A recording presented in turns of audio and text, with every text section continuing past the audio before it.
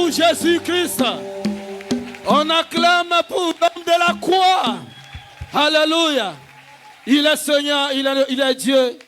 C'est lui qui a fait, bien-aimé, que tu sois aujourd'hui ce que tu es. Alléluia. Le pourvoyeur. Alléluia. C'est lui qui a les réponses, bien-aimé, pendant ce séminaire à toutes tes questions. Alléluia. On peut prendre nos places. J'appelle le pasteur Achille.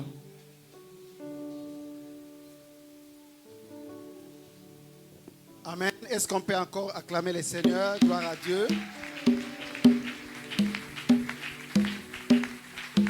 Avant que l'apôtre puisse prendre la parole, nous allons profiter pour faire rapidement des annonces parce qu'après, quand ça sera le moment de l'impactation, ça sera très difficile. Nous allons nous revoir ici les dimanches pour les deux cultes, le culte de 9h et le culte de 11h30. Et les sujets de prière pour les dimanches, l'apôtre va nous les communiquer à la fin. Le mardi et le jeudi, nous allons encore nous retrouver ici, car notre marathon continue. Amen. Et les samedis 12, en principe, on devait avoir l'école des disciples, vu que c'est difficile ici pour avoir des samedis. Donc les samedis 12, il n'y aura pas l'école des disciples. À la place, il y aura une réunion de tous les équipiers avec l'apôtre. Amen. C'est-à-dire toute personne qui travaille à l'audiovisuel, comité des mamans, comité de soutien, protocole, chantre, intercession, serviteurs, servantes, diacres, diaconesses. Nous allons nous revoir le samedi 12 ici, à partir de 10 jusqu'à 12 heures. 2 heures du temps, l'apôtre aura quelque chose à communiquer à tous les équipiers. Amen. Et j'insiste que la présence de tout le monde est vraiment souhaitée, vu que l'apôtre ne reviendra pas là d'ici peut-être 3-6 mois. Donc il a vraiment besoin de voir toutes les personnes qui travaillent à l'église. Amen. Et à partir de 12h30, toujours ce même samedi 12, nous allons avoir une réunion avec les responsables des groupes pour la préparation de notre fête du 10 septembre. Amen.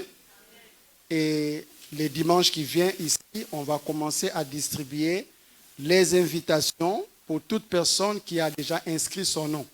Les invitations seront données par rapport à vos inscriptions. Amen. Donc, il n'est pas encore tard. À la fin du culte, je pense que Papa Jean-Paul est là. Vous allez les voir pour donner vos noms. Amen.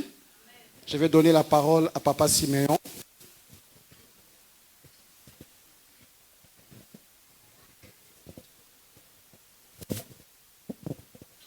Shalom.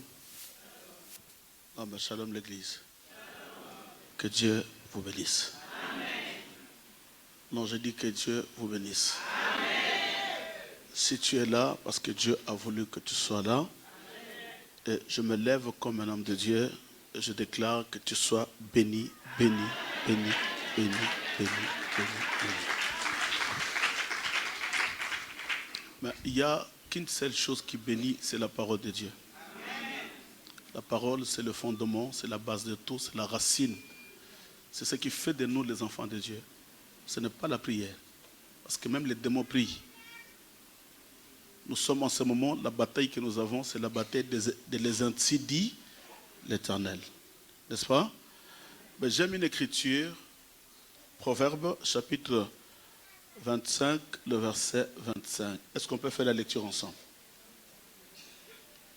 Alléluia. Je vais compter jusqu'à 3. Nous allons faire la lecture ensemble. C'est Angélique, pour tous les frères qui arrivent, il y a des places devant. Je vais compter jusqu'à 3. Nous allons faire la lecture ensemble. Amen. 1, 2 et 3. Comme de l'eau fraîche pour une personne fatiguée, ainsi est une bonne nouvelle venant d'une terre lointaine. Quelqu'un a compris? Une bonne parole, une prophétie, une révélation, une parole qui vient de loin. C'est comme de l'eau fraîche pour une personne fatiguée. Nous sommes fatigués des faux enseignements, nous sommes fatigués des démons, fatigués des maladies, fatigués. Voilà pourquoi la Bible dit, dans leur détresse, le Seigneur, l'Éternel, écoutez-moi bien, répète avec moi, si cela est vrai. La Bible dit, dans leur détresse, il envoya un prophète. Il envoya un bishop. Il envoya un archi.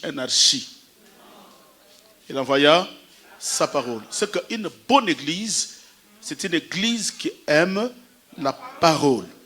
Et moi, je définis la prière comme étant le fruit de l'enseignement. N'est-ce pas? Parce que l'enseignement, c'est le cep, c'est ce qui produit, qui engendre la prière. Sans l'enseignement, tu ne peux pas prier. Voilà pourquoi il y a des églises qui prient, mais qui prient vaguement. Et nous allons recevoir un homme qui parle bien. Moi, je n'aime pas parler des gens. Je parle plus de Jésus. Mais cet homme, c'est lui qui a fait de moi ce que je suis. Ça veut dire, dans la vie, si tu n'es pas reconnaissant, tu n'avanceras jamais. C'est pourquoi j'ai dit à l'église, quand tu es venu en Europe, il y a quelqu'un qui t'avait reçu, qui t'avait donné en toi un lit, de quoi manger, quand tu n'avais rien. Même si un jour, les gens te disent que cet homme ou cette femme, c'est un sorcier ou une sorcière, ne le croyez pas. Parce que quand tu étais en manque, il n'était pas un sorcier. Et quand tu as tout, tu commences à insulter la personne, même dans sa maison, même pour boire de l'eau, c'était trop sale. Trop sale, mais tu as passé quelques temps là-bas pendant que tu n'avais rien. Et la reconnaissance, mieux vaut que les sacrifices. Et moi, si Dieu fait de moi ce que je suis, parce que je suis reconnaissant. C'est un homme humble. Et il nous a transmis l'humilité. On ne reconnaît pas un homme de Dieu par des costumes ou de voitures. Les hommes qui parlent trop, d'ailleurs, c'est comme des tonneaux vides. Mais celui qui est plein, rempli de révélations, ne parle pas. Voilà pourquoi nous définissons un homme de Dieu pas par le matériel, mais on reconnaît un homme de Dieu quand il ouvre sa bouche et il vomit la salive. Et c'est cette salive qui fait éclairer les gens et les écailles tombent. Et moi je crois que ce soir, les écailles tomberont. Donc tu n'as pas bien compris. Est-ce qu'il y a des élus de Dieu? Il y a les saints de Dieu. Pendant que l'homme de Dieu se lève, nous allons acclamer très fort le Seigneur.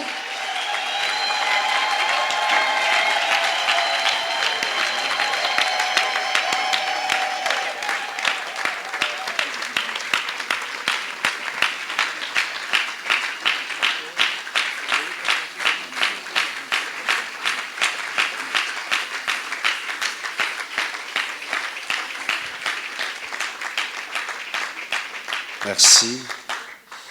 Tu es le roi qui vit au siècle des siècles. Le commencement et la fin de toutes choses. L'alpha et l'oméga. Celui qui a été, celui qui est et celui qui sera. Nous t'appelons la Vierge de Moïse. Parce que tu es capable de séparer tes enfants de tous ceux qui nous combattent. Nous t'appelons, Seigneur de gloire, les lys des vallées. C'est toi qui élèves, c'est toi qui ramasses, c'est toi qui rabaisse, c'est toi qui agis. Seigneur, dans tes jours sur la terre, quand tu entrais dans les synagogues des pharisiens, des sadducéens, tu ne sortais pas sans avoir guéri tous les malades qui étaient présents. Tu parlais, les malades étaient guéris, les boiteux marchaient, les aveugles et les sourds étaient délivrés. Nous croyons que tu es le même hier, aujourd'hui, éternellement. Merci pour ta présence dans cette salle. Nous saluons ta présence et nous acclamons l'immensité de ta gloire. Parce que tu es Dieu, le roi, le maître, le Seigneur qui vit au siècle des siècles.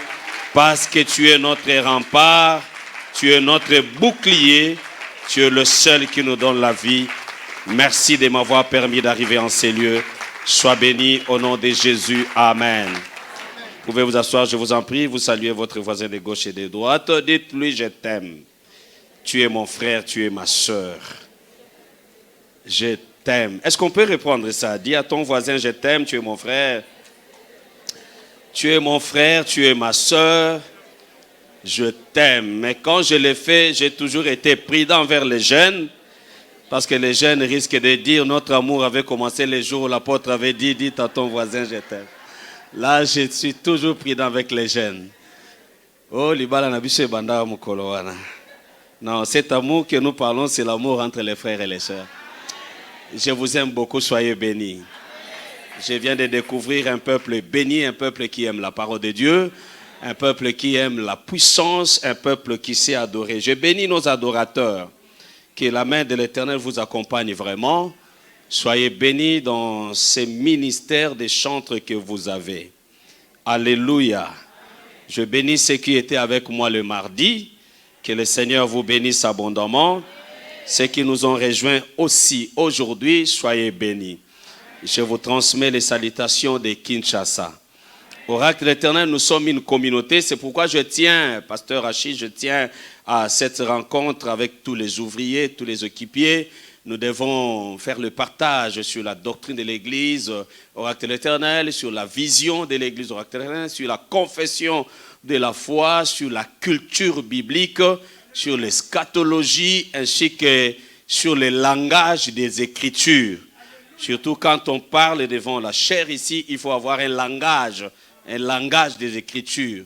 On ne considère pas les chrétiens comme étant des enfants biologiques qui sont des enfants spirituels, mais parfois il y en a qui sont plus âgés que toi. Quand tu es devant, il faut les respecter.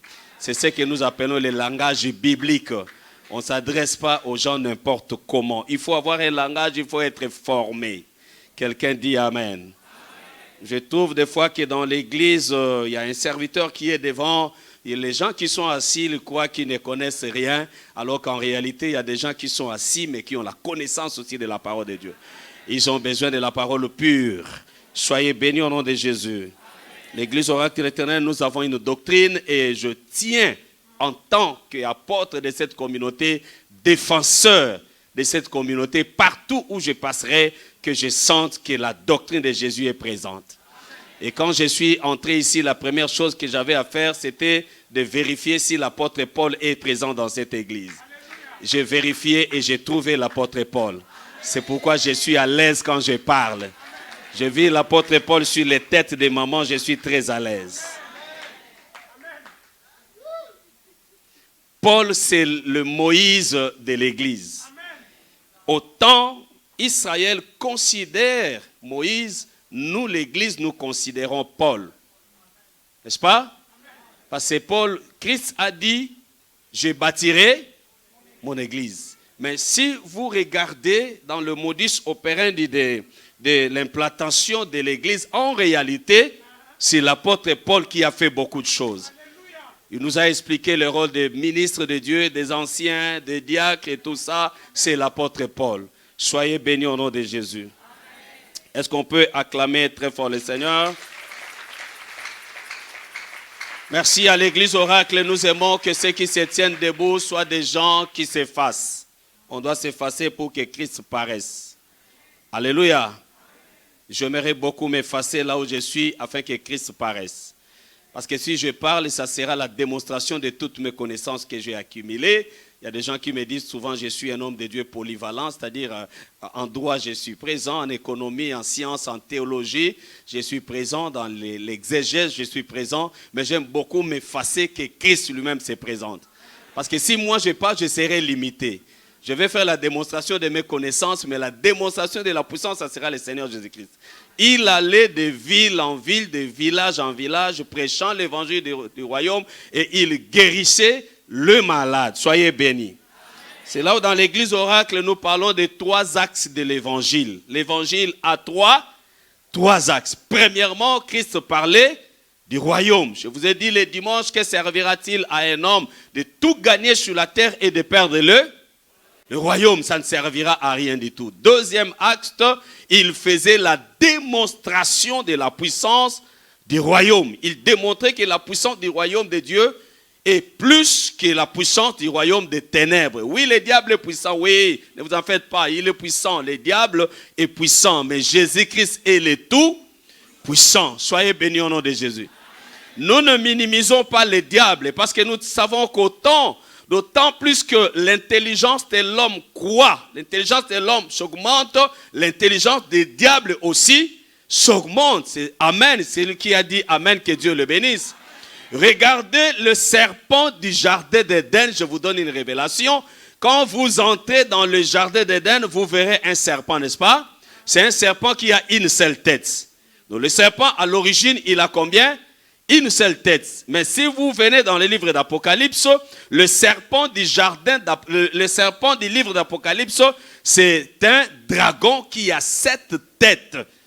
C'est-à-dire que quand Daniel dit au temps de la fin, les gens liront les livres et la connaissance augmentera. Quelqu'un dit Amen? Nous sommes au temps où dans nos églises, la connaissance doit augmenter. Et sachez que autant la connaissance augmente, le diable aussi, son intelligence augmente pour chercher à faire tomber les enfants de Dieu. Et la Bible dit, il séduira même les élus. Et gloire à Dieu, parce que la Bible ajoute, s'il en était possible, c'est pour dire qu'il y a des élus qui ne seront jamais séduits par l'ennemi. Je lève ma main, que tu sois compté parmi les élus qui ne seront jamais alors séduits jamais par l'ennemi. Quelqu'un dit Amen. La connaissance du diable augmente. Aujourd'hui, il utilise l'Internet, il utilise l'outil que la technologie nous a donné pour séduire les enfants de Dieu, ce qui n'a pas existé avant. C'est là où je vais vous choquer. Aujourd'hui, nous pouvons faire des choses que Jésus n'a pas fait. Oui, il a dit, si vous avez la foi, vous ferez ce que je fais et vous le ferez davantage. Jésus n'a jamais prié pour quelqu'un sur un téléphone. Il ne l'a jamais fait. Je te dis, fais ce que tes parents n'ont jamais fait. Que les limites de ta famille ne soient pas tes limites. Celui qui dit Amen, là où ma famille a été limitée, moi je ne serai jamais limité. J'accepte d'avoir l'apparence de mon père, le visage de mon père, la taille de mon père, mais je n'accepte pas d'être limité là où mon père a été limité. Ton père est mort en Gandajika, aujourd'hui toi tu es à Paris. Fais ceci, je vais percer les limites de ma famille. Celui qui dit Amen, que Dieu le bénisse. Ephata, ouvre-toi. Oh, gloire au Seigneur. Jésus, dans sa façon d'opérer, il agit à tout moment selon la révélation que Dieu lui donne. Ce n'est pas de la même façon qu'il a guéri tous les aveugles, tous les sourds-muets. J'ai vu un aveugle, un muet, un aveugle de naissance. Qu'est-ce que Jésus fait pour le guérir? Suivez-moi avant que j'entre dans mon message. La Bible nous dit, Jésus toucha ses yeux et lui demandant, est-ce que tu vois, n'est-ce pas? Alléluia. Qu'est-ce qu'il a fait d'abord? Il jeta la salive par terre. Il fit la boue de sa salive. Il prit la salive et il le mit dans les yeux. Pourquoi cette pratique? La salive de Jésus mélangée avec la terre, la poussière. La terre, c'est Adam, c'est le serviteur de Dieu. Parce que Adam, en hébreu, c'est Adim, la terre, la poussière de la terre qui est devenue homme. Quand Jésus prend la salive de sa bouche, il le mélange avec la terre, le serviteur, la poussière. Parce que dans le jardin d'Éden considéré comme une église, le pasteur c'est qui? C'est Adam. Vous êtes d'accord avec moi? Et Ève est considérée comme membre de l'église. Je vous dirai une chose. Alors Adam, c'est le serviteur que Dieu a placé pour 2 missions. Tu garderas et tu cultiveras. Quelqu'un dit Amen. Le rôle de tout serviteur de Dieu, c'est de garder et de cultiver. Garder pour Dieu, cultiver, alors que le travail, pour cultiver, il y a un grand travail. Il y a un grand travail et la terre doit être remuée, les arbres doivent être coupés. C'est pourquoi dans la vie des enfants de Dieu, j'ai dit, laisse que le serviteur de Dieu qui est ton papa fasse son travail. Qu'il te remue, si tu es une terre sans forme et que nous allons voir aujourd'hui, qu'il te remue, qu'il te travaille. C'est difficile, ce n'est pas facile. Et je dis souvent aux enfants de Dieu, si tu commets des bêtises et que ton père spirituel ne te punit pas, c'est parce qu'il ne t'aime pas. Si ton père spirituel t'aime, il ne te permettra pas de commettre des bêtises. Il sera dur envers toi jusqu'à ce que tu comprennes que tu es important devant sa face. Quelqu'un dit Amen très fort. Est-ce qu'on peut lever la main et dire Amen? Ephata, ouvre-toi. Quand le Seigneur prend la salive de sa bouche, Cantique des Cantiques dit dans ta bouche il y a la grâce. Et il prend cette grâce, il ne transmet pas directement à la personne qui avait des problèmes. Il utilise la terre. C'est pour dire que Dieu, dans son modus operandi, il n'agit pas directement, mais il passe par son serviteur. Écoutez-moi, oracle de l'Éternel, tel que vous êtes là, vous avez un serviteur que Dieu a établi ici. Même si tu as plus de diplômes que lui, sache que tout ce qui se fera dans cette vision passera par l'homme de Dieu que Dieu a placé ici. Et celui qui veut être béni dans cette vision doit collaborer, doit coopérer et doit écouter l'homme de Dieu. Et si tu te sépares, la Bible nous dit que nous ne sommes pas de ceux qui se séparent pour se perdre. Quand quelqu'un se sépare, il s'est séparé pour se perdre. Soyez bénis au nom de Jésus. Quelqu'un a dit Amen très fort. Ephrata, ouvre-toi. Jésus a trouvé que dans la vie de cet homme, il y avait des portes qui étaient fermées et il a ouvert la porte de la bouche, il a ouvert la porte des yeux, il a ouvert la porte des oreilles et il a donné à cet homme la possibilité de vivre normalement. Nous allons parler de la porte de finances le dimanche. Aujourd'hui, j'aimerais bien vous parler de la porte de la destinée et on touchera aussi le songe. La destinée, c'est l'ensemble de tous les événements qui arriveront dans la vie de quelqu'un. C'est une définition un peu trop simpliste. L'ensemble des événements qui arrivent dans la vie de quelqu'un. Et j'aimerais vous dire, nous les enfants de Dieu, nous croyons que tout ce qui arrivera dans ma vie a déjà été prédestiné par l'Éternel des armées. Le hasard n'existe pas pour nous. Tout ce qui arrive dans ma vie, j'ai dit Amen, Seigneur, sois loué. Et le mot et le bien, je bénis l'Éternel. Il m'arrivera de pleurer, mais après avoir pleuré, je dis Seigneur, sois loué. Parce que tu as permis que cela arrive. Et n'oubliez pas que tout ce que Dieu fait, c'est pour le bien de ses enfants. Tout ce qui nous arrive, c'est pour notre bien. J'ai raté le voyage au mois de mars, mais au mois de juillet, je suis avec vous. Et je sens qu'au mois de mars, c'était notre volonté, mais au mois de juillet, août, c'est la volonté de l'Éternel. Et laisse que tout ce que Dieu a prévu pour qu'il soit guéri, délivré, consolé par mon passage, que cela arrive effectivement dans votre vie. Celui qui dit Amen, que Dieu le bénisse. Alléluia. Mais j'aimerais que nous n'attribuions pas tout le malheur à Dieu parce qu'il y a la destinée divine, il y a aussi la destinée satanique. Il y a aussi le plan du diable dans notre vie. Il y a ce que le diable attend dans ta vie. Alors que Dieu attend que tu sois en bonne santé, que tu prospères. Mais l'ennemi, lui, attend que tu échoues, que tu pleures, que tu sois malade, que dans tout ce que tu entreprends, que le résultat, la réponse soit toujours négative. Je lève ma main, que Dieu change ce qui était négatif et que ça devienne positif. Celui qui dit Amen, que Dieu le bénisse. Le projet des ennemis dans ta vie ne se réaliseront jamais. Je vais vous parler primo de personnes qui entourent une destinée. Il y a trois sortes de personnes qui entourent une destinée. Premièrement, ce sont les amis de la destinée. Les amis de la destinée sont ces personnes-là qui vont cheminer avec toi jusqu'à ta bénédiction, jusqu'à ton élévation, jusqu'à ta grandeur. Ils t'accepteront et tes erreurs et tes qualités, ils continueront à t'accepter.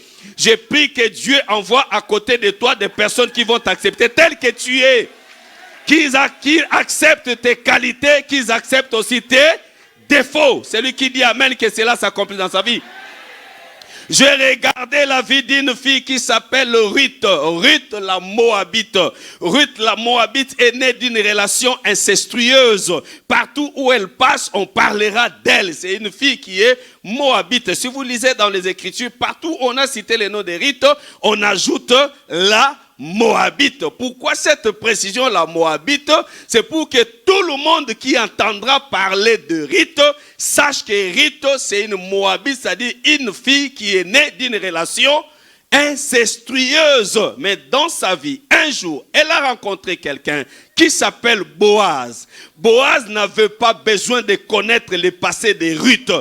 Si elle avait posé la question, on pouvait lui dire, cette Ruth que tu vois, primo, elle est moabite. Secondo, elle est veuve. Tertio, elle est stérile. Elle a fait 10 ans dans un mariage sans se marier. Elle est entrée dans la maison de Naomi. Et les 2 enfants de Naomi sont morts parce que Ruth est venue avec sa malédiction. Boaz n'a pas voulu entendre parler du passé de Ruth. Il a fermé les yeux, il a fermé les oreilles. Il a dit, Ruth, je t'aime et je te prends en mariage. Je lève la main, que Dieu te fasse rencontrer les gens qui n'auront pas besoin de ton passé. Toutes les erreurs de ton passé, je les efface au nom de Jésus. La Bible dit déjà, vous êtes purs par la parole que je vous ai annoncée. C'est ça le merveille du christianisme. Tel que je suis en train de parler, vous qui m'écoutez, Dieu est en train de pardonner vos péchés. Waouh, waouh, waouh, waouh, waouh, waouh, waouh. Ce n'est pas moi, c'est la Bible qui le dit. Déjà, vous êtes purs à cause de la parole que je vous ai prêchée, annoncée. En écoutant la parole, on se purifie. Tous les péchés du passé partent. Même si nous avons grandi dans le même quartier avec toi à Kinshasa, point n'est besoin de relater aux gens ce que moi j'ai été hier. Jésus m'a racheté, il m'a purifié et là je suis devenu une nouvelle créature. Que Dieu te donne les gens qui vont te supporter. Que Dieu te donne un mari qui va te supporter. Que Dieu te donne une femme qui va te supporter. Qui va refuser d'écouter même ton passé. Une femme qui va marcher avec toi jusqu'à votre vieillesse. Quelqu'un dit Amen et Dieu les bénit. Alléluia. Vous savez, j'ai demandé à Dieu quand nous serons dans les royaumes qu'il me fasse la grâce de rencontrer Joseph. J'ai quelque chose que je dirais à Joseph. Joseph, le mari de Marie. Ah, l'époux de Marie. Le mari de Marie, parce que dans la Bible, il y a 3 Joseph. Hein? Vous le savez, n'est-ce pas? Et Joseph signifie le protecteur. C'est lui qui protège. Et tous les Joseph de la Bible ont joué le rôle de protecteur. Le premier Joseph, vous le savez, c'est le Joseph, fils de Jacob en Égypte. Il a protégé ses frères. D'autant plus qu'il était en vie, personne ne pouvait toucher les Hébreux. Quand Joseph est mort, la protection est partie. Les Hébreux sont devenus des esclaves. Deuxième Joseph, c'est le Joseph, époux de Marie. Je vous ai dit ça le dimanche. D'autant plus que Joseph est en vie, Hérode ne pourra jamais toucher Jésus-Christ. Et troisième Joseph, parce qu'il a protégé Jésus, troisième Joseph, Christ est mort. Il est sur la croix. Le corps de Christ peut pourrir. Christ compte sur Philippe, il compte sur Pierre. Mais tous ces gens sur qui tu mets ta confiance, ils te décevront un jour. Pierre n'est plus là, Philippe n'est plus là. Maudit soit celui qui se confie à l'homme. Et Dieu va aller toucher un certain Joseph d'Arimathée pour venir protéger le corps de Jésus. Et qu'est-ce que je dirais à Joseph un jour? Je lui dirais, Joseph vieux, heureusement que tu n'as pas commis une erreur. Il me posera la question, quelle erreur? Je lui dis, Zemio babamba kayowana. Cette grossesse-là, si tu l'avais refusée, tu serais l'homme le plus malheureux de la terre. Il me posera, là je suis en train de parler en prévision de ce qui va arriver. Il me posera la question, qu'est-ce qui allait m'arriver? Je lui dirai, tu vois cette grossesse-là, si tu l'avais refusée. Un jour, je t'ai vu passer sur les rues de Jérusalem. On distribuait les pains et les poissons. Les gens mangeaient. Toi aussi, tu es arrivé, tu as mangé aussi les pains. Tu as mangé aussi les poissons, sans demander là où ça venait. Et à la fin, j'allais lui dire que tu vois les poissons que tu manges là, ce fils-là, cette grossesse que tu allais refuser, c'est cet enfant-là qui vient d'opérer ces miracles. Waouh! Soyez bénis au nom de Jésus. Mais j'aime tellement la destinée de Dieu, dans ce sens que quand je regarde la naissance de Jésus, pourquoi et comment Jésus est né dans la maison de Joseph, parce que Dieu était en train de prévoir l'avenir.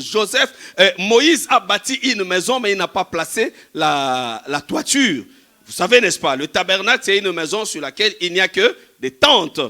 Il n'y a que des tapis, 5 tapis à gauche et 5 tapis à droite.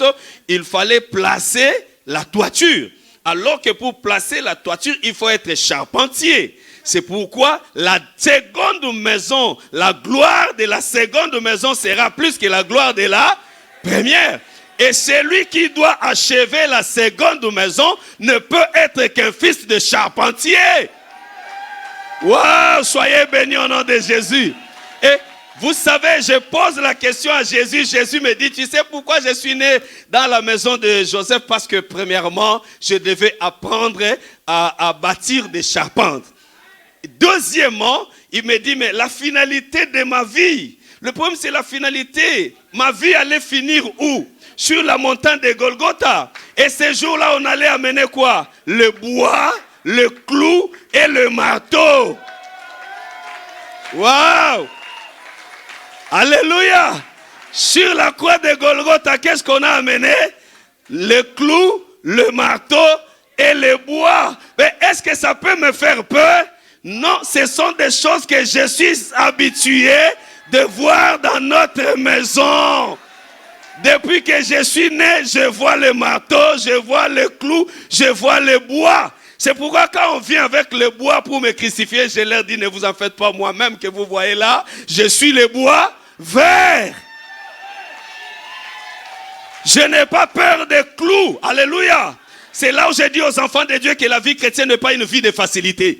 Il faut accepter le marteau, il faut accepter le clou, il faut accepter le bois, il faut accepter qu'on te crucifie. Il faut accepter que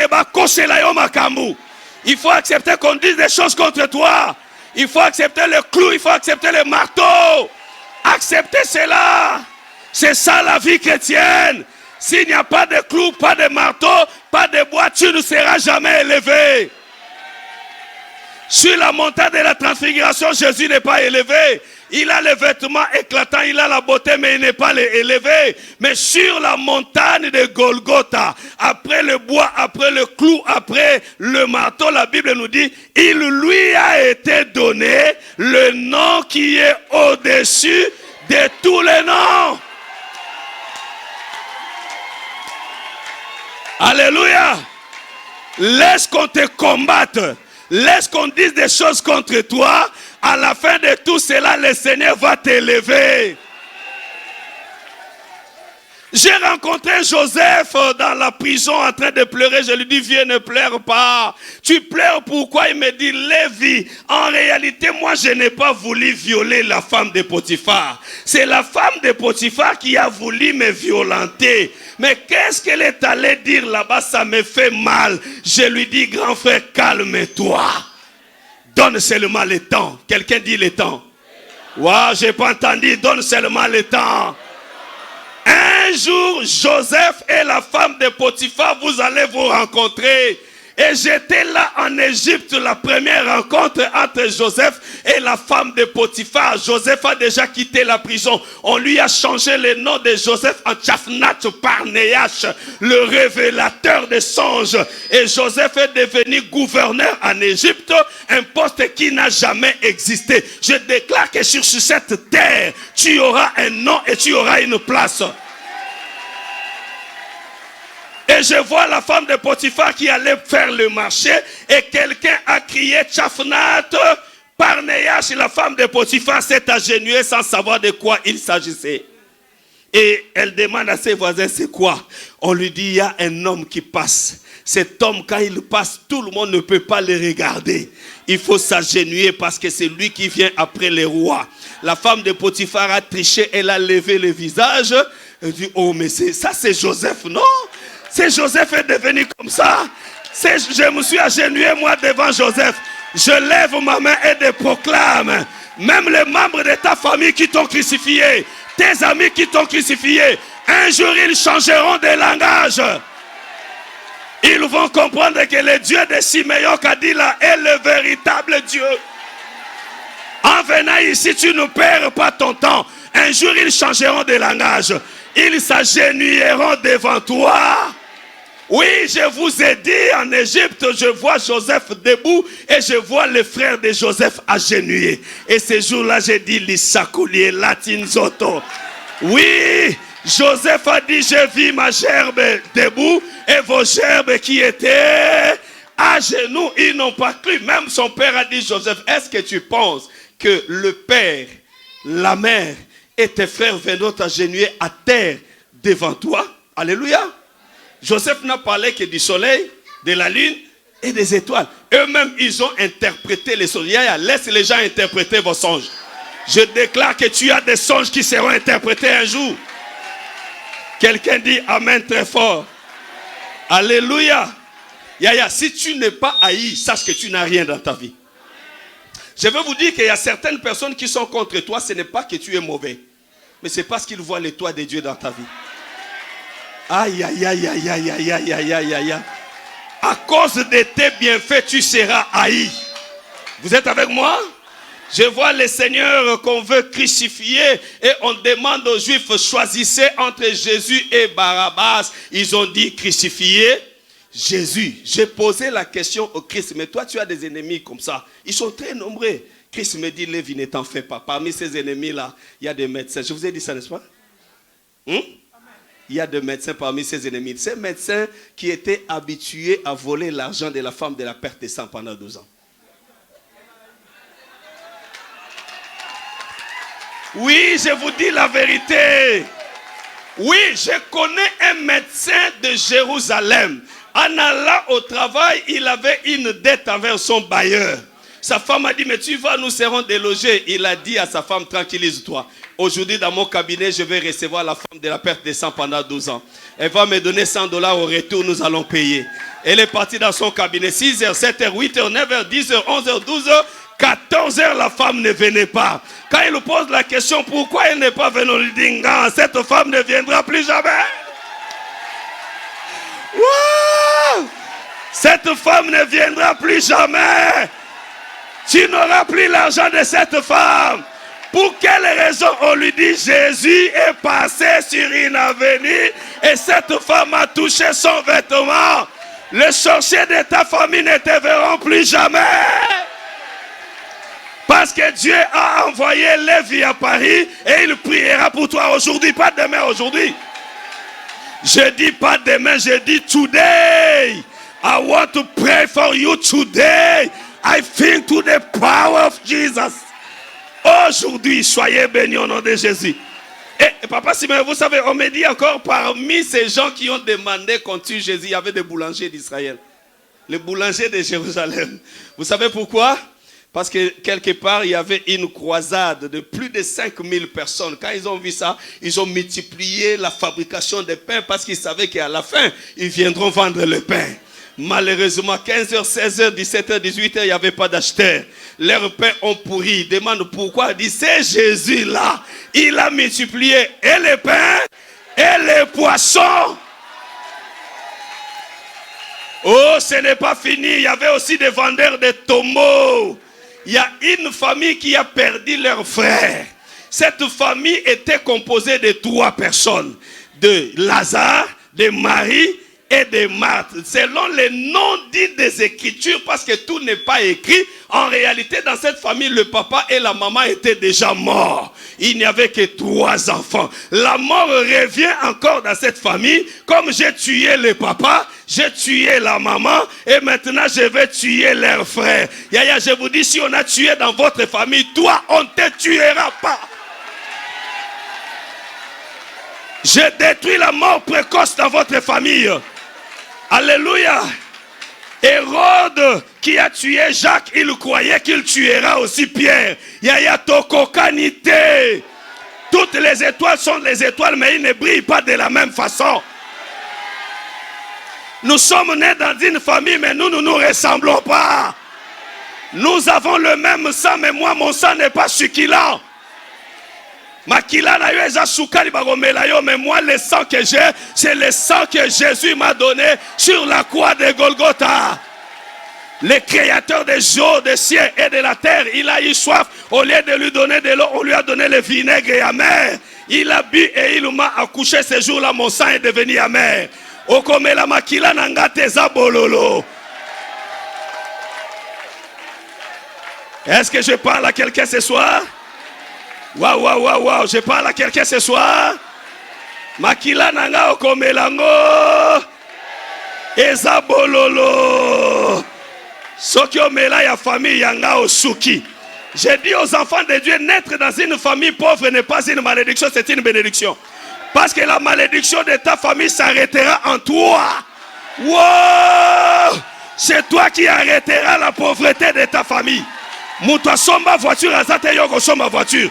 Moutoua voyager azate yo ko voyager. Moutoua bala azate yo oko bala.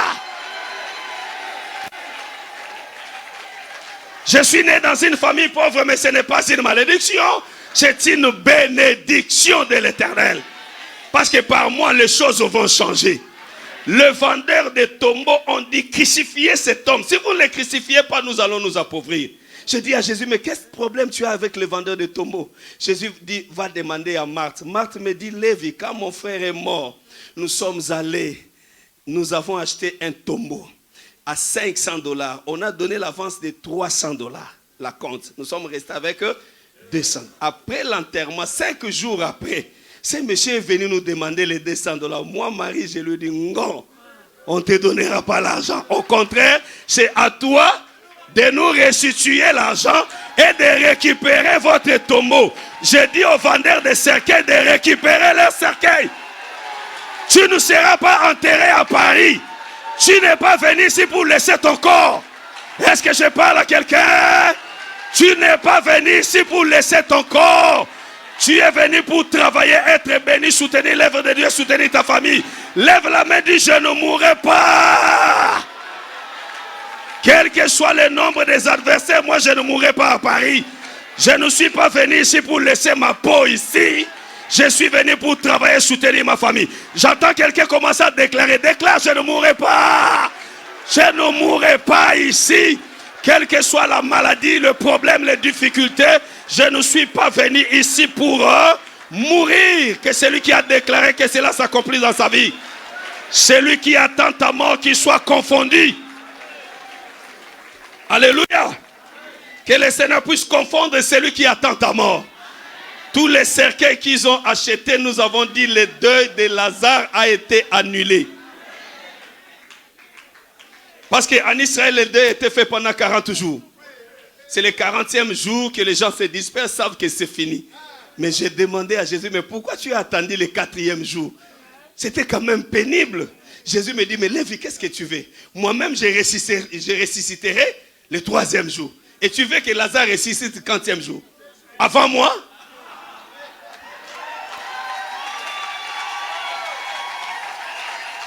J'ai dit dans votre famille, il y a des gens qui ne seront pas bénis avant toi. Waouh, tu es là, tu seras d'abord béni. Waouh, waouh, waouh, waouh, waouh, waouh, waouh, waouh. Alléluia. Le problème, c'est que Léa, même si elle n'est pas belle, c'est à elle la prédominance. Déclare ta beauté comme tu veux. Moi, je ne suis pas beau. Maintenant, on est l'oranzame.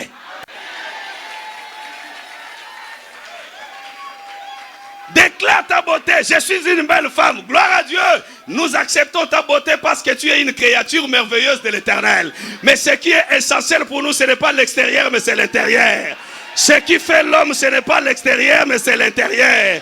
Tu peux être une belle femme qui te donne à tous les hommes de Paris. Ta beauté ne sert absolument à rien du tout. Moi, je ne suis pas beau, mais je suis un homme de caractère. La force d'un homme, c'est son caractère. La force d'un serviteur de Dieu, c'est son caractère. Tu peux avoir l'onction, mais tu manques le caractère, tu es nul.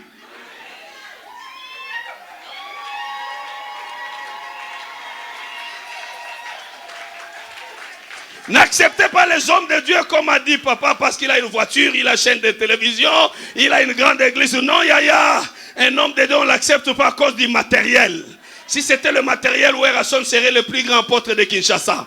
Si c'était le matériel, Jubin Piana serait un apôtre. Si c'était le matériel, mon ami Werrason, on a étudié avec lui les grands frères, on a étudié, on a passé la nuit pendant 3 ans avec lui, on a fini les gradés avec lui, les restes gradés.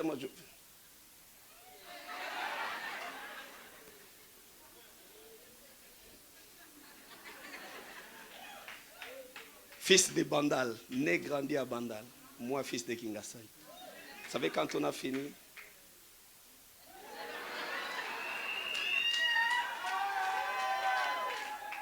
52%. Moi, de Kinshasa, c'est 78%.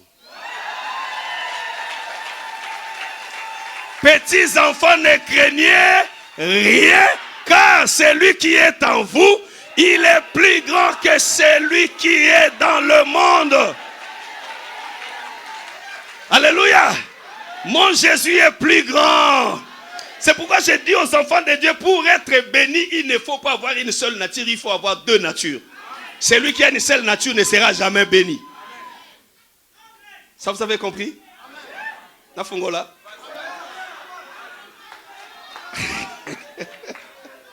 Jacob doit bénir un fils.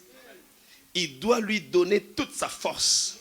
Mais le fils que Jacob a béni, il a touché les corps. Il a senti l'odeur. C'était le corps et l'odeur d'Ésaü. Quand il va entendre la voix, ça sera la voix de Jacob. En réalité, ce n'est pas une personne, c'est combien? Deux personnes. C'est là où je dis une parenthèse. Pour que quelqu'un devienne pasteur, il doit passer par ces trois tests. Test de l'odeur, test de poil et test de la voix. Test de l'odeur, quel est ton témoignage? On te connaît avec 10 femmes, tu as déjà divorcé 2 fois, 4 fois, 5 fois.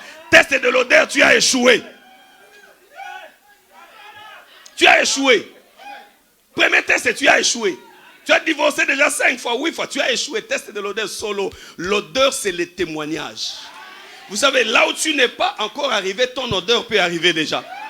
Là où tu n'es jamais arrivé, ton témoignage t'a précédé. Deuxième test, c'est le test de poil. Le poil, c'est la maturité. Quelqu'un qui n'a pas la maturité, qu'on ne lui donne pas une église à diriger. Sinon, il va faire la bestialité. La bestialité, n'est-ce pas? Quand un homme sort avec un animal, c'est la bestialité. Et les enfants des deux sont considérés comme des brebis. Là, je ferme la parenthèse. Troisième test, c'est le test de la parole. Il faut que quelqu'un soit mature, qu'il ait la parole pour diriger l'église. Le miracle peut être là, mais si tu n'as pas la parole de Dieu, tu ne peux pas diriger l'église. L'enfant que Jacob a béni, il était Ésaü. Jacob, l'enfant que Isaac a béni, il était Ésaü, Jacob. En réalité, il avait combien de natures? Deux natures. C'est là où l'apôtre Paul dira, si je vis, ce n'est plus moi, mais c'est Christ qui vit à moi. C'est-à-dire, quand vous me regardez, vous voyez Paul. Mais au-delà de moi, c'est combien de natures?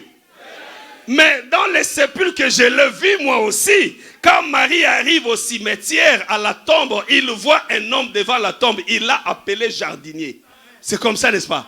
Jardinier, où as-tu mis mon Seigneur? Parce que quand il a regardé, cet homme avait l'apparence d'un jardinier. Mais quand cet homme l'a appelé Marie, Marie s'est agenouillée et elle a dit mon Seigneur. C'est-à-dire que l'apparence était l'apparence d'un jardinier, mais la voix était la voix du Seigneur. Est-ce qu'il est jardinier? Oui, parce qu'au commencement, il créa un jardin en Éden.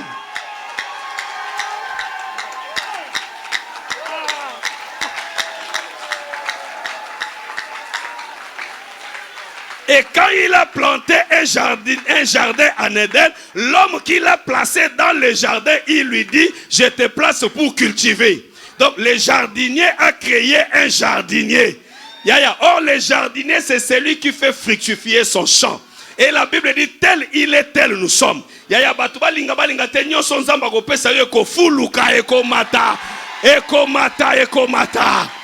le Seigneur multiplie ce que tu as. Si tu as une parcelle, que Dieu te donne la deuxième parcelle, la troisième parcelle, la quatrième parcelle. Si tu as un enfant, que Dieu te donne le deuxième enfant. Si tu as un véhicule, que Dieu te donne le deuxième. Parce que Dieu, c'est un Dieu de multiplication. Lève la main, déclare multiplication. Be blessed in the name of Jesus. Multiplication. Notre Dieu est un jardinier. Il ne fait que multiplier. Soyez bénis au nom de Jésus. Je déclare la multiplication dans cette ville. L'église oracle de l'Éternel doit se multiplier. Aujourd'hui, vous êtes des locataires. Demain, vous serez des propriétaires. Si vous croyez que l'homme qui parle, c'est l'apôtre de l'église oracle de l'Éternel, je lève ma main et je déclare la fin d'être locataire dans l'église oracle de l'Éternel de Paris. Vous achèterez une salle pour cette église. Et après avoir acheté une salle, l'Éternel vous donnera des maisons dans ces pays. Celui qui dit amen, que cela s'accomplisse. Tout celui qui va contribuer à l'achat de la salle. Tu n'as jamais pensé acheter une maison, mais Dieu te donnera une maison. Celui qui est avec moi, il dit amen. Si tu crois, lève la main, dis je crois. J'ai dit aux parents, le plus grand péché qu'un parent peut commettre, c'est de mourir et de laisser ses enfants locataires.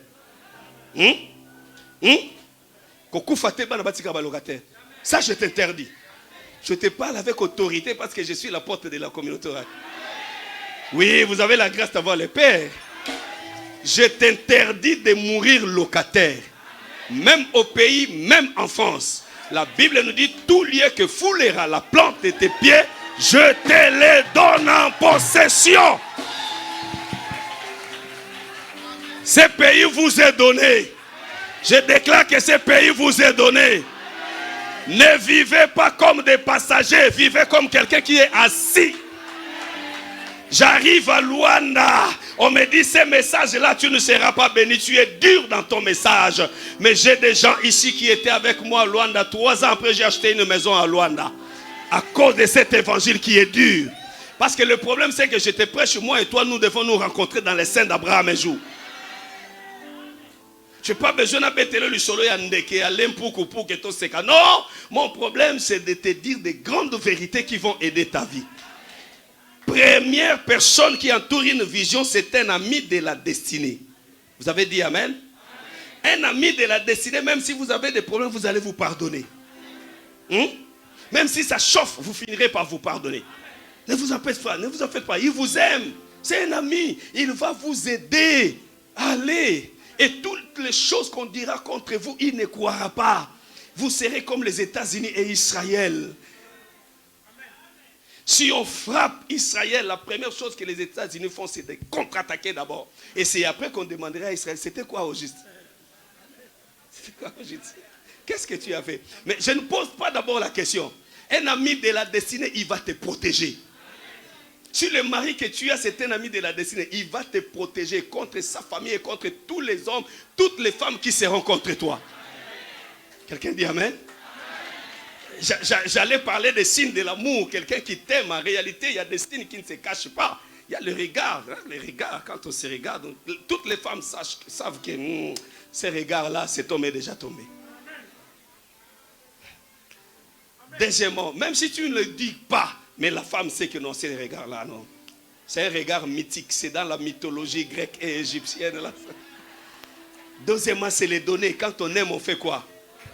Car Dieu a tant aimé le monde qu'il a donné. Celui qui aime, il fait quoi? Troisièmement, c'est le soutien. Quand quelqu'un t'aime, il te soutient. Même dans le malheur, même si tu commets une erreur, il te soutient. Il sait que tu es un homme, il peut arriver que tu commettes une erreur. Tu as encore la nature pécheresse, tu as la nature humaine. Il te soutient dans tes faiblesses. Je ferme cette parenthèse. Deuxième catégorie de personnes dans la destinée, ce sont les amis de la saison. J'ai dit quoi? Ils ne sont pas les amis de la destinée, mais ils sont les amis de la saison. On s'est connus, on a marché ensemble, mais il arrivera à un moment donné, il me quittera. Je ne pleure pas parce qu'il n'était pas ami de la destinée. Il était ami pendant une certaine saison. Il va partir, qu'il parte. Je ne vais pas pleurer. Il était ami de la saison. Parce que peut-être pendant une saison où j'avais la gloire, j'avais l'argent, il était avec moi. Quand j'ai connu des problèmes, il fera quoi? Il va partir. Les amis de la saison seront là. Ils ne vont pas continuer avec vous. Peut-être ils avaient leurs intérêts, ils n'ont pas trouvé ces intérêts-là, ils finiront par partir. Si je dis à quelqu'un, si un frère, une soeur t'a amené dans cette église ici, et qu'il sorte de cette église, il veut te prendre pour t'amener. Ça, il a un tabanayote. Oyo kangi na singa. Si tu veux partir, va-t'en. Laisse-moi, je serai ami de la destinée du pasteur Siméon, parce que j'ai trouvé dans cet homme la puissance et l'onction de l'Éternel. Les amis de la destinée ne se séparent pas. Les amis de la destinée continuent la marche ensemble. Soyez bénis au nom de Jésus. Oh, celui qui a dit Amen, que Dieu le bénisse. Mais sachez qu'il y aura aussi les ennemis de la destinée. Dans la porte de la destinée, il y a des gens qui ne vont pas supporter votre bénédiction. Les ennemis de la destinée, nous vivons avec eux, nous marchons avec eux, nous grandissons avec eux, nous sommes avec eux, nous vivons avec eux peut-être dans une maison, mais ils ne supportent pas ma bénédiction. C'est un ennemi de la destinée. Il n'y a pas de problème. Je sais que tout ce qu'il fera contre moi, l'Éternel va me protéger. Surtout les personnes à qui tu n'as jamais fait du mal. S'il est un ennemi qui se cache et qui fomente des coups contre toi, ne t'en fais pas. L'Éternel est en train de voir ce qu'il prépare contre toi. Et il finira par te défendre. Lève la main, dis que les ennemis de ma destinée échouent. Que les ennemis de ma destinée échouent, bien-aimés dans le Seigneur. Parce que l'Éternel est avec moi et il me protégera. Quelqu'un dit Amen. Il y a aussi une catégorie de gens que j'appelle les aveugles de la destinée. Les aveugles de la destinée, ils sont avec toi. Ils voient seulement ton apparence. Mais ils ne voient pas ce que Dieu est en train de prévoir dans ta vie. Ce sont les aveugles de la destinée. Il y a des gens qui peuvent te refuser aujourd'hui, te nier, te quitter aujourd'hui. Leurs problèmes, ils sont à... Ils voient le présent. Mais ils ne voient pas de grandes choses que Dieu fera dans... Laissez-les partir, ce sont des aveugles. Ce sont des aveugles, laissez les aveugles partir. Alors que ma Bible, je ne sais pas vos Bibles, mais ma Bible me dit que quand un aveugle conduit un autre aveugle, les deux tomberont dans les trous. Si il n'y a pas de problème. Mais un jour, quand l'Éternel te lèvera, vous allez vous rencontrer sur les rues de Paris. 40e arrondissement, moi je ne sais pas. Ce jour-là, il va commencer à dire, mais cette femme c'est mon ex. Cette femme c'est mon ex. Les aveugles de la destinée, laissez-les partir. Quelqu'un peut dire amen très fort. Sur le chemin de la destinée, il y a des contraintes. Les contraintes sur le chemin de la destinée. Il y a des problèmes que tu vas rencontrer. Nous sommes dans le livre des Actes, chapitre 27, on ne va pas lire. Nous lirons seulement Genèse. Premier, Acte 27, 4, 13, 14. Acte, chapitre 27, verset 4, verset 13, verset 14. Paul est en train d'effectuer un voyage vers Italie. Mais sur le chemin de sa destinée, il a rencontré beaucoup de problèmes. Je citerai quelques problèmes.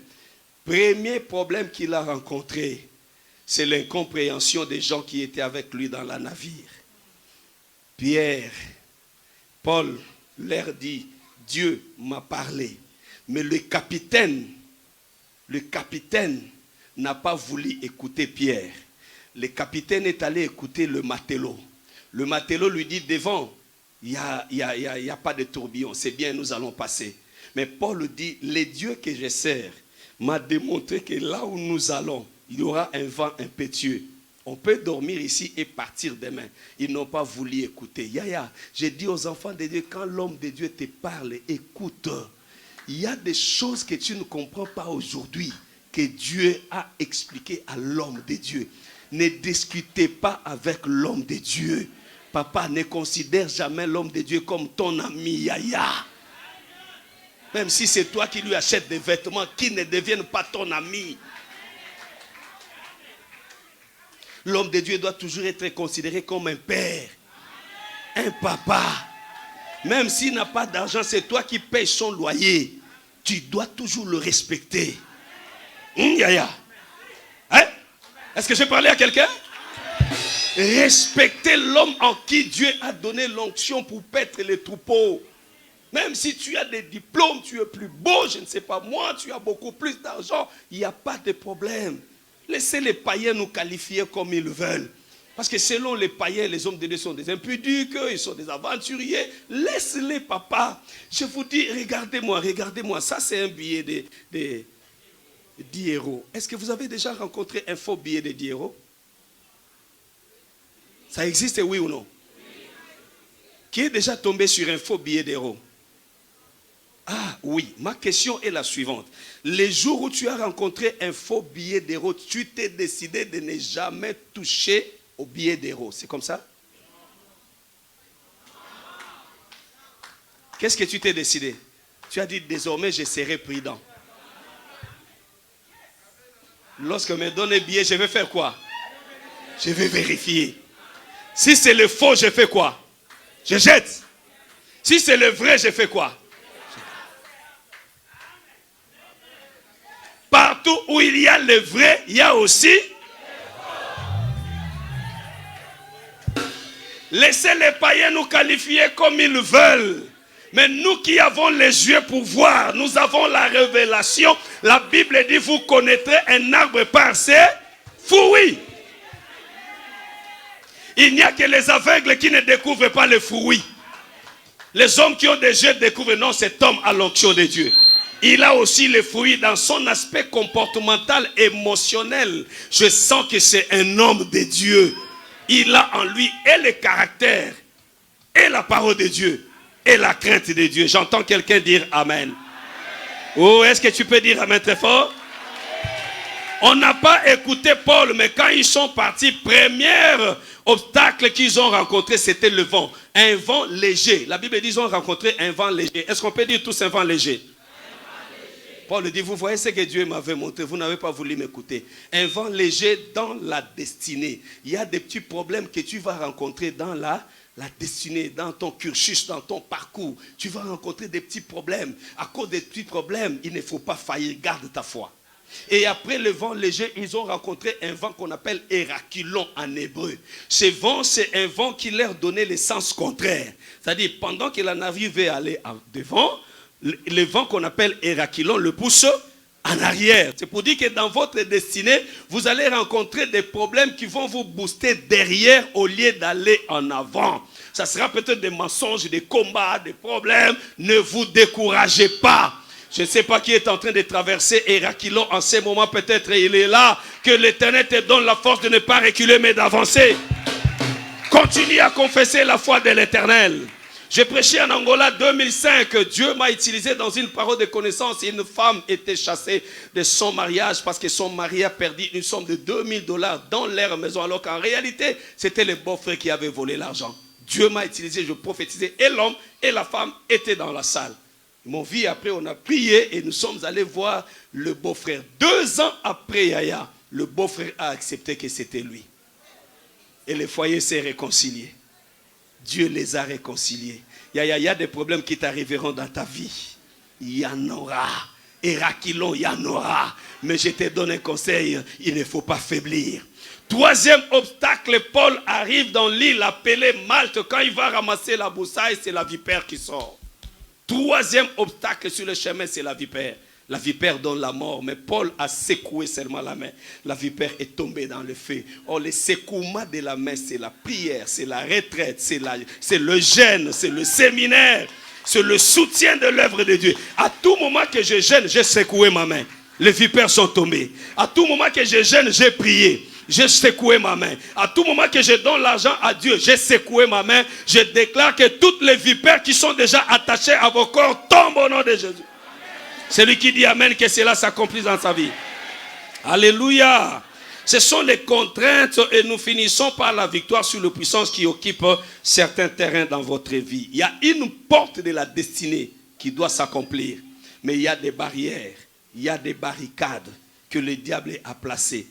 Pour les cas de Pierre, en Actes chapitre 12, la Bible nous dit qu'il y avait 2 soldats à l'intérieur, 4 escouades de 4 soldats à l'extérieur, ainsi que des sentinelles à l'extérieur de la prison. Nous avons l'habitude de faire ces calculs, cette arithmétique. 4 escouades de 4 soldats, ça nous fait 16 soldats, plus les 2 soldats à l'intérieur, ça nous fait 18 soldats. Si nous prenons 2 ou 4 sentinelles, ça nous fait 22 personnes sont commises à la garde de Pierre pour que Pierre ne soit pas délivré, pour que Pierre ne quitte pas la prison. Mais la Bible dit quand la porte a été ouverte, Pierre est passé par la première escouade, 2e escouade, 3e, 4e, et il s'est retrouvé devant une porte en fer.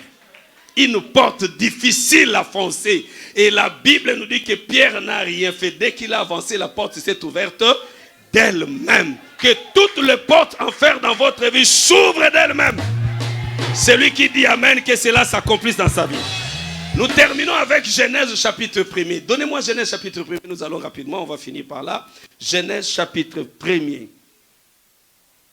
Verset 1 et nous descendons. Genèse 1er.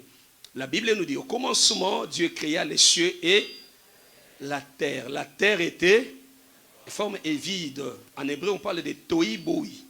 Tohi bohi, c'est-à-dire, à l'origine, la terre n'avait pas de forme. Les tohu bohu, c'est-à-dire, il y avait un désordre, il y avait des choses entremêlées, il y avait le trou, il n'y avait pas de beauté. Au commencement, c'était comme ça. Quelqu'un dit Amen. Et encore, la Bible dit, il y avait des ténèbres à la surface de l'abîme et l'Esprit de Dieu se mouvait. C'est-à-dire, Dieu dormait au-dessus des eaux. Vous voyez ça? L'Esprit de Dieu n'avait pas une habitation. Quand on parle de l'Esprit de Dieu, on parle de Dieu. L'Esprit de Dieu habitait au-dessus des eaux. C'était ça le commencement. Dieu va demander à Moïse de construire un tabernacle. À Salomon de construire un temple, il viendra habiter. Mais au commencement, Dieu habitait au-dessus des eaux. La vie de l'homme commence comme ça, avec des difficultés. Tu n'es pas arrivé en Europe automatiquement, tu as une maison, tu as une voiture. Ta vie à l'origine doit être informe et vide. C'est alors que tu prieras pour que Dieu te fasse entrer dans ta destinée. J'ai dit à nos jeunes sœurs de l'église, au roi de l'Éternel, ne cherchez pas les maris parce qu'ils ont l'argent. Acceptez ces maris avec qui vous commencez la vie ensemble. Vous n'avez rien au début, vous êtes tohu bohu, vous êtes vide, vous êtes informe et la bénédiction viendra dans votre destinée. Je croyais que quelqu'un allait dire Amen très fort. Alléluia. Et Dieu dit que la lumière soit. Et la lumière fit. Et à la fin, Dieu sépara la lumière des ténèbres. Il trouva que la lumière était bonne, n'est-ce pas? Un bon pasteur, c'est celui qui sait séparer les bons enfants des mauvais enfants. On ne les laisse pas ensemble. Parce que la Bible nous dit que la mauvaise compagnie corrompt les bonnes mœurs. Dans l'église, nous avons des bons enfants, nous avons aussi des mauvais. Qu'on ne les mette pas ensemble. Ils finiront par infecter les autres. Tu veux aller créer une église, tu veux prendre les membres de l'église au roi de l'Éternel, tu es mauvais. Tu risques de contaminer. Yaya, écoutez-moi, si vous prenez une orange pourrie, vous mettez dans 10 oranges de qualité. Vous croyez que 10 oranges de qualité vont contaminer l'orange pourrie pour que ça devienne de bonne qualité? Dieu ne se trompe pas. Il n'y a qu'une seule orange pourrie qui va faire quoi? Qui va contaminer les oranges de bonne qualité. On ne met pas ensemble c'est de bonnes et de mauvaises qualités. Les enfants de bonne qualité, de beauté, on les protège. C'est comme ça que la mère de Moïse a dit, mon enfant est beau, il ne mourra pas. Quand j'entends le pasteur Siméon témoigner sur le pasteur Achille, j'ai dit, pasteur Achille ne doit pas mourir. Parce que son pasteur trouve qu'il est beau. C'est un beau pasteur. C'est un bon pasteur. Dès que je suis arrivé, il y a des choses qui me communiquent. J'ai dit, pasteur Siméon, gardez cet homme de Dieu là. Travaillez avec lui. N'écoutez pas tout ce qu'on... Travaillez avec lui. Et qu'il soit béni. Que le Seigneur le bénisse dans toutes ses entreprises. Que sa femme, que ses enfants soient bénis. C'est des hommes pareils que nous avons besoin dans l'église. Nous n'avons pas besoin des hypocrites.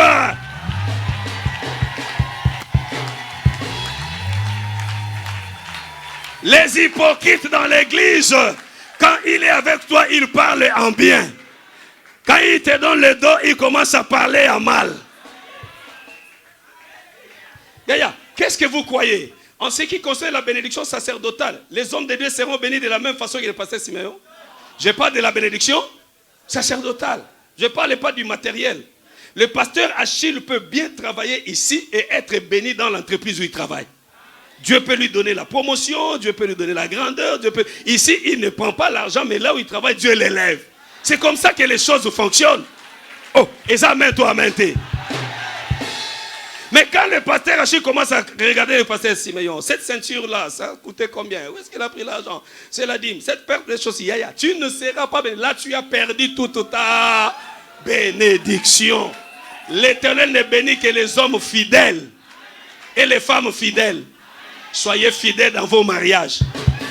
La Bible dit, celui qui est fidèle dans des petites choses le sera aussi dans des grandes choses.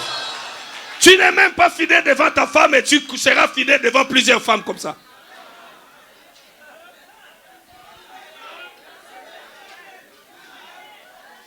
J'entends quelqu'un dire amen très fort. Regardez, les eaux au commencement étaient là. Ça c'est les eaux, vous voyez?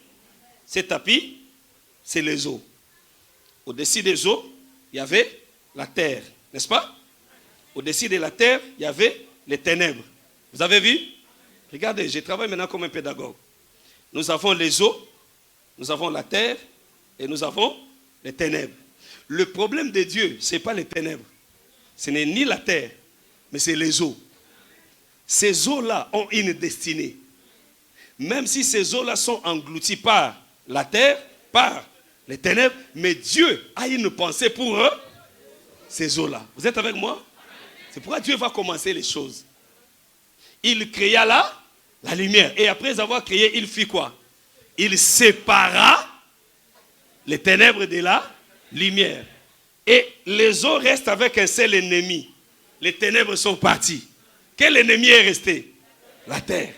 Et la Bible dit, Dieu sépara la terre. Afin que les eaux fassent quoi? Les eaux paraissent. La terre s'est séparée et les eaux vont paraître. Les eaux qui étaient englouties.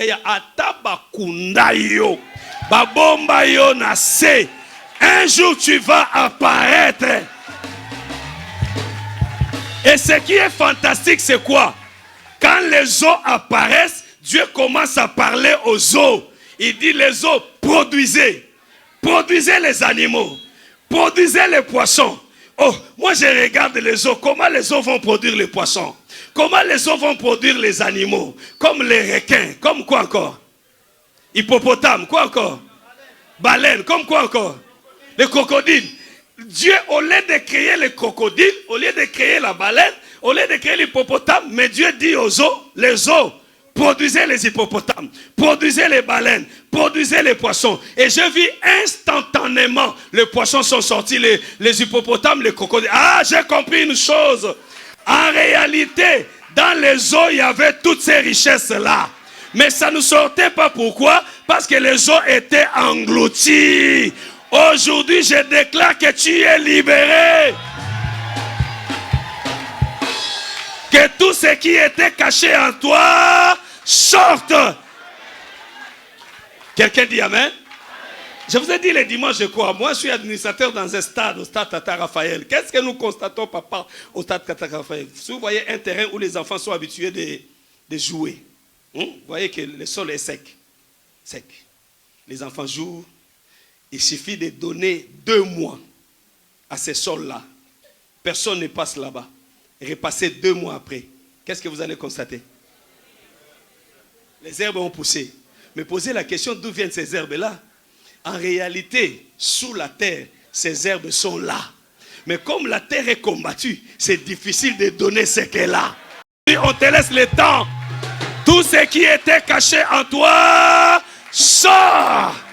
Non, non, non, non, non, non. Moi, j'ai dit tout ce qui était caché à toi. Toi, tu vas t'élever, tu commences à faire sortir ton mariage, tes enfants, ton salaire. Tout ce qui était caché à toi, sort. Qu'est-ce qui sort? Qu'est-ce qui sort dans ta vie? Ma santé, ma bénédiction, mon mariage a été caché il y a longtemps. Alléluia. Que ton emploi sorte, que ta santé sorte, que ta bénédiction sorte. Au nom de... Soyez bénis au nom de Jésus-Christ. Restez debout, nous allons prier. Que l'Éternel accomplisse ta destinée. Que la porte de ta destinée s'ouvre. Celui qui dit amen, cela s'accomplit. Ne vous en faites pas. Les dimanches, nous allons prier, nous allons déclencher l'onction de l'Éternel. Je ne veux pas que vous puissiez rentrer tardivement aujourd'hui. Levez seulement les mains. Dis Seigneur, toi tu connais ma destinée. Tu connais ma destinée. Que personne ne touche à ma destinée. Que personne ne touche à la destinée de mes enfants. Que personne ne touche à la destinée de mon mari. Est-ce que tu peux commencer à déclarer cela? Éternel, tu connais ma destinée. Tu connais ma vie. Tu connais mon avenir. Alléluia. Tu connais ce que tu as prévu dans ma vie.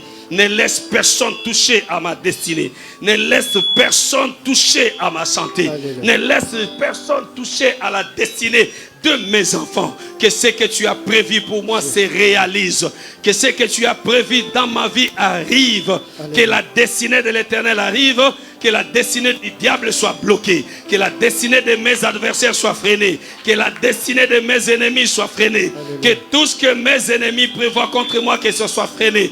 Je ferme la porte de la destinée satanique et j'ouvre la porte de la destinée divine. Et c'est là au nom de Jésus. Levez les mains, je vais prier pour vous. Merci Éternel, merci Adonai. Thank you Jesus. Muito obrigado Santo Pai. Merci pour ta présence dans ce temple. J'ouvre maintenant une porte de la destinée qui était fermée. La destinée de ta fille. La destinée de ton fils. Que l'ennemi a fermé. Je l'ouvre maintenant. Que le blocage parte. Que les échecs partent. Que toute la maladie sorcellérique parte. Que les envoûtements de l'ennemi partent. Que la destinée de l'Éternel commence son parcours aujourd'hui.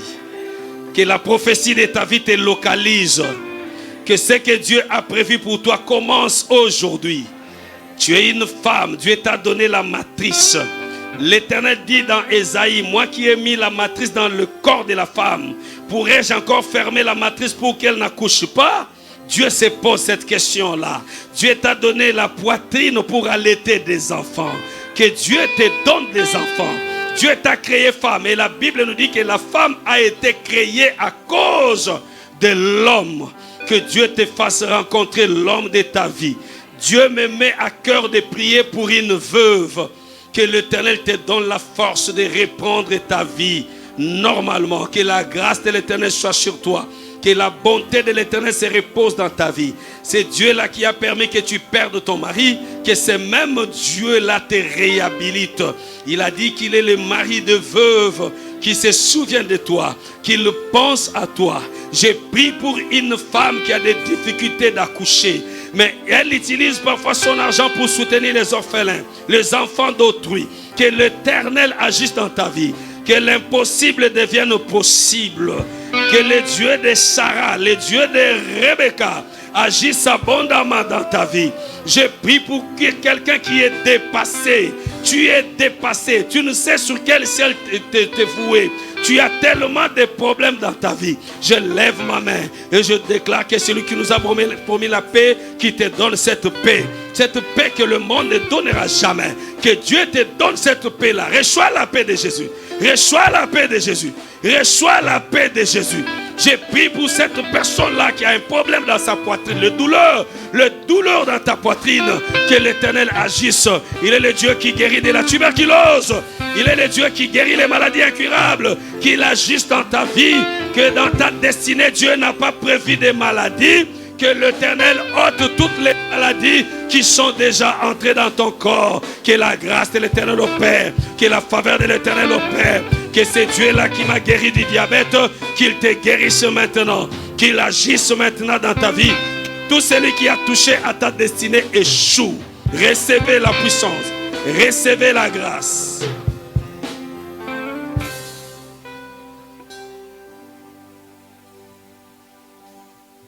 Tu es l'alpha et tu es oméga. Seigneur, on m'a dit qu'il y a de tes enfants qui viennent de loin pour arriver en ces lieux. Tu les connais, Seigneur. Il y en a qui viennent de travail et se sont précipités pour arriver ici. Ce n'était pas pour me voir, parce que je n'ai rien à leur donner. C'était pour te rencontrer. Et personne ne peut te rencontrer et rester le même. Tous ceux qui t'ont rencontré, leur vie ont changé. Change les vies de tes enfants qui sont ici.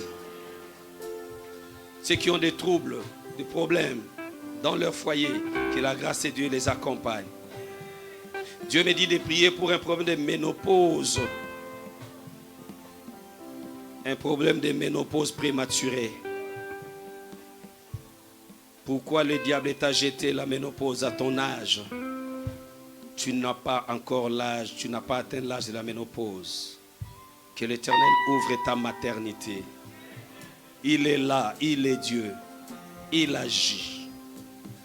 il est là, il agit. Ta souffrance a dépassé les limites. Tes difficultés ont atteint leur apogée. Il est temps maintenant que la parole de Dieu s'accomplisse. Vous verrez la différence entre ceux qui me servent et ceux qui ne me servent pas. Seigneur, donne la différence dans la vie de tes enfants. Donne la différence. Que leur famille comprenne qu'ils prient le véritable Dieu. Je bénis cette église. Je bénis tes enfants. Que personne ne touche à leur destinée. Là où Dieu a dit oui, que personne ne dise non. Au nom de Jésus. Amen.